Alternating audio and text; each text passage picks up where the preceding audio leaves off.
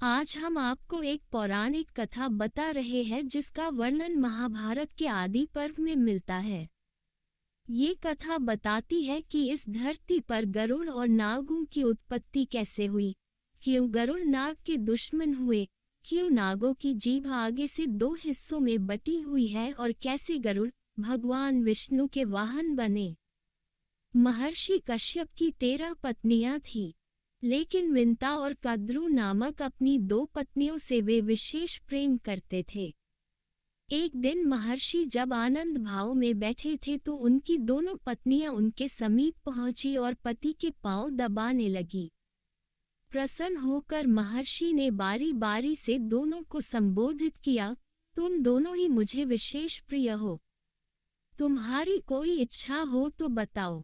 कद्रू बोली, स्वामी, मेरी इच्छा है कि मैं 1000 पुत्रों की माँ बनूं। फिर महर्षि ने विंता से पूछा। विंता ने कहा, मैं भी माँ बनना चाहती हूँ स्वामी, किंतु 1000 पुत्रों की नहीं, बल्कि सिर्फ एक ही पुत्र की।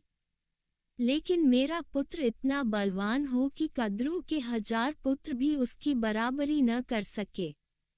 महर्षि बोले, शीघ्र ही मैं एक यज्ञ करने वाला हूँ।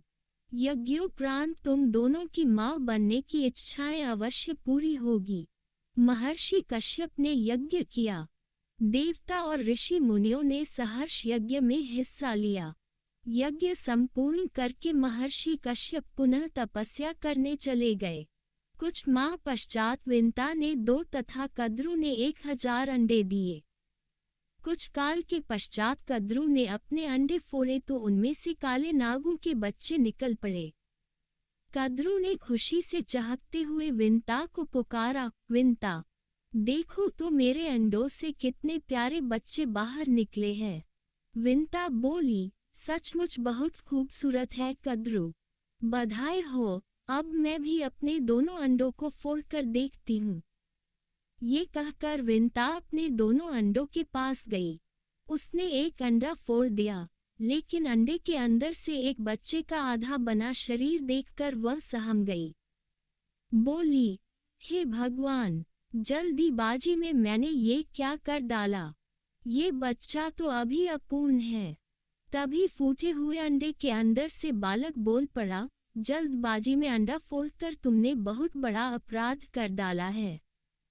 फलस्वरूप तुम्हें कुछ समय तक दास्ता करनी होगी। विंता बोली, अपराध तो मुझसे हो ही गया, लेकिन इसका निराकरण कैसे होगा पुत्र। अपूर्ण बालक बोला, दूसरे अंडे को फोड़ने में जल्दबाजी मत करना।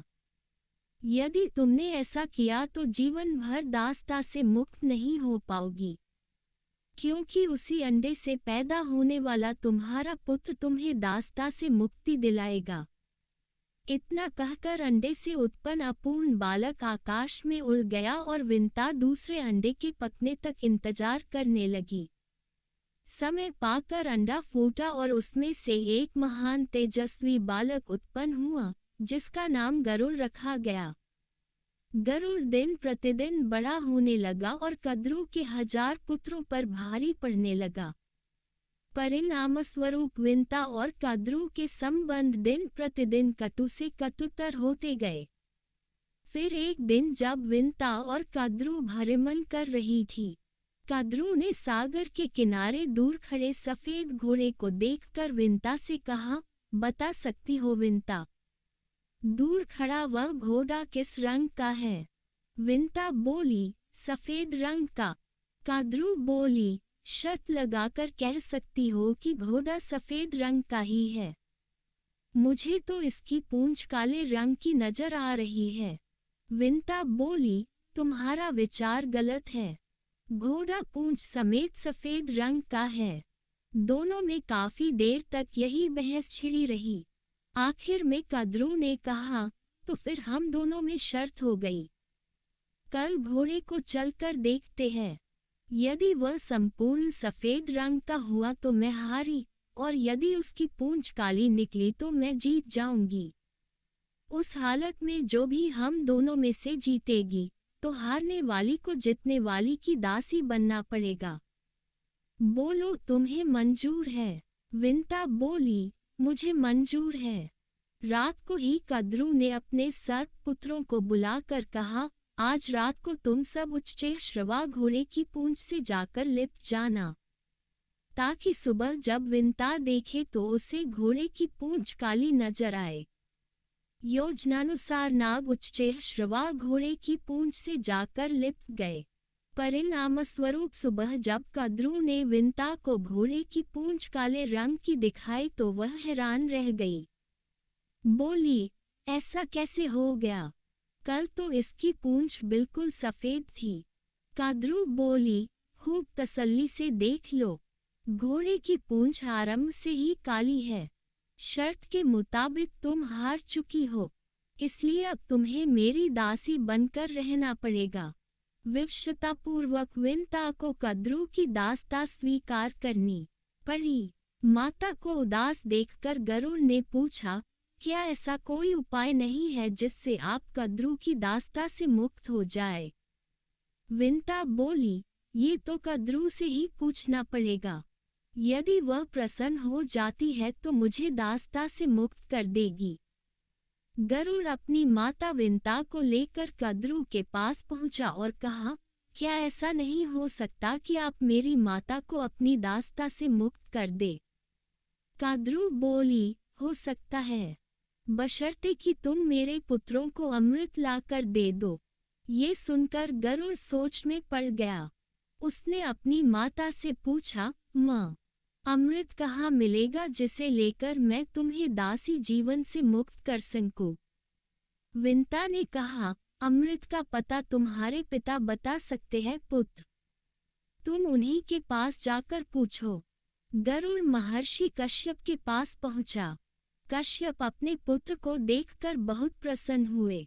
गरुड़ ने उनसे पूछा, पिताश्री, मैं अमृत लेकर अपनी माता को दासता से मुक्ति दिलाना चाहता हूँ। कृपया मुझे बताइए कि अमृत कहाँ मिलेगा। महर्षि बोले, पुत्र, देवराज इंद्र ने अमृत की सुरक्षा के लिए बहुत व्यापक प्रबंध कर रखा है, वहां तक पहुंचना कठिन है। गरुड़ बोला, इंद्र ने कितनी ही कड़ी सुरक्षा प्रबंध क्यों न कर रखे हो, मगर मैं अमृत ले आऊंगा। आप मुझे सिर्फ उस स्थान का पता बता दीजिए। महर्षि कश्यप ने गरुड़ को इंद्र का पता बता दिया। गरुड़ ने फिर पूछा, पिताजी, मुझे भूख बहुत लगती है, कृपया मुझे ये भी बता दीजिए कि इस लंबे मार्ग में क्या खाकर अपना पेट भरूं। महर्षि बोले, अमृत जिस स्थान पर रखा है उस सरोवर तक पहुंचने में तुम्हें वक्त लग जाएगा। इस बीच समुद्र के किनारे तुम्हें निषादों की अनेक बस्तियां मिलेगी। ये निषाद बहुत पतित है और इनके आचरण असुरों जैसे है। तुम इन्हें खाकर अपनी भूख मिटा लेना। गरुड़ बोला, और उसके बाद भी मेरा पेट न भरा तो? महर्षि बोले, सरोवर के अंदर एक विशाल कछुआ रहता है और उसके साथ ही वन में एक महाभयंकर हाथी भी रहता है। दोनों ही बहुत क्रूर और आसुरी प्रवृत्ति के हैं। तुम उन्हें भी खा सकते हो। पिता का आदेश पाते ही गरुड़ अमृत सरोवर की ओर बढ़ चला। मार्ग में उसने निषादों को खाकर अपनी भूख मिटाई। फिर अमृत सरोवर पर पहुंचकर कच्छप और हाथी को अपने पंजों में दबाया और दोनों को खाने के लिए किसी उचित जगह की तलाश में उड़ चला। सोमगिरी पर्वत पर लहलहाते ऊंचे वृक्षों को देखकर जैसे ही उसने एक वृक्ष पर बैठना चाहा तो उनके भार से वृक्ष की शाखा टूटकर नीचे गिरने लगी। ये देख गरुड़ तुरंत उड़ा और दूसरे वृक्ष पर जा बैठा। जिस शाखा पर वह बैठा उस शाखा पर उसने उल्टे लटके कुछ ऋषियों को तपस्या करते देखा, लेकिन वह शाखा उनके भार से टूटकर नीचे गिरने लगी। ये देख गरुड़ ने शाखा को चोंच में दबाया और हाथी तथा कच्छप को पंजे में दबाए हुए वह अपने पिता के आश्रम की ओर उड़ चला। कश्यप के आश्रम में गरुड़ ने उड़ते उड़ते अपने पिता से पूछा, पिताजी, मेरे भार से उस पेड़ की शाखा टूट गई है जिस पर कुछ ऋषि उल्टे लटके तपस्या कर रहे थे। मुझे बताइए अब मैं इस शाखा को कहाँ छोड़ूं? महर्षि कश्यप बोले, तुमने बहुत अच्छा किया पुत्र, जो सीधे यहाँ चले आए। शाखा से उल्टे लटके हुए ये बालखिलिया ऋषिगण हैं। अगर इन्हें कष्ट पहुंचा तो ये शाप देकर तुम्हें भस्म कर देंगे। गरुड़ बोले, तो फिर बताइए अब मैं क्या करूं? महर्षि बोले, ठहरो, मैं ऋषिगण से प्रार्थना करता हूं कि वे अपना स्थान छोड़कर नीचे आ जाए। महर्षि कश्यप ने ऋषि गणों से प्रार्थना की। बालखिलिया ऋषियों ने कश्यप की प्रार्थना स्वीकार कर शाखा छोड़ दी और वे हिमालय में तपस्या करने चले गए। चोंच में दबी शाखा को नीचे फेंककर गरुड़ ने भी आनंद से कछुए और हाथी का आहार किया और तृप्त होकर पुनः अमृत लाने के लिए उड़ चला। गरुड़ अमृत सरोवर के पास पहुंचा तो अमृत की रक्षा करते हुए महाकाय देवों और अमृत कलश के चारों ओर घूमते हुए चक्र को देखकर वह हैरान हो गया। उसने सोचा कि ये देव और चक्र देवराज इंद्र ने अमृत कलश की सुरक्षा के लिए लगाए हुए हैं। चक्र में फंसकर मेरे पंख कट सकते हैं, इसलिए मैं अत्यंत छोटा रूप धारण कर इसके मध्य में प्रवेश करूंगा। गरुड़ को देखकर एक देव ने कहा, यह कोई असुर है जो वेश बदलकर अमृत चुकाने यहाँ तक पहुँचा है। हमें इसे खत्म कर देना चाहिए। दोनों देव विद्युत गति से गरुड़ पर टूट पड़े, लेकिन गरुड़ ने अपने पैने पंजों और तीखी चोंच से इन्हें इतना घायल कर दिया कि शीघ्र ही वे दोनों बेहोश होकर गिर पड़े। गरुड़ ने अमृत कलश पंजों में दबाया और वापस उड़ गया। होश में आते ही दोनों रक्षक देव घबराए हुए इंद्र के पास पहुंचे और गरुड़ द्वारा अमृत कलश ले उड़ने की घटना बता दी। ये सुनके इंद्र चकित होकर बोला, ऐसा कैसे हो गया? सरोवर में रहने वाले विशाल कच्छप और तट पर रहने वाले महाकाय हाथी का क्या हुआ? उन दोनों को भी उस विशाल गरुड़ ने अपना भोजन बना लिया। ये सुनकर इंद्र अपनी देव सेवा की एक टुकड़ी के साथ वज्र उठाए इंद्रपुरी से निकला और गरुड़ की खोज में बढ़ चला। आकाश मार्ग में उड़ते हुए शीघ्र ही उसने गरुड़ को देख लिया और अपना वज्र चला दिया। इंद्र के वज्र का गरुड़ पर कोई असर न हुआ। उसके डैनों से सिर्फ एक पंख वज्र से टकराकर नीचे आ गिरा। देव गरुड़ पर टूट पड़े, लेकिन कुछ ही समय में गरुड़ ने उन्हें अपनी पैनी चोंच की मार से अधमरा कर दिया। ये देख इंद्र सोचने लगा, ये तो महान पराक्रमी है। मेरे वज्र का इस पर जरा भी असर नहीं हुआ, जबकि मेरे वज्र के प्रहार से पहाड़ तक टूट के चूर्ण बन जाते हैं। ऐसे पराक्रमी को शत्रुता से नहीं मित्रता से काबू में करना चाहिए। ये सोचकर इंद्र ने गरुड़ से कहा, पक्षीराज, मैं तुम्हारी वीरता से बहुत प्रभावित हुआ हूँ। इस अमृत कलश को मुझे सौंप दो और बदले में जो भी वर मांगना चाहते हो मांग लो।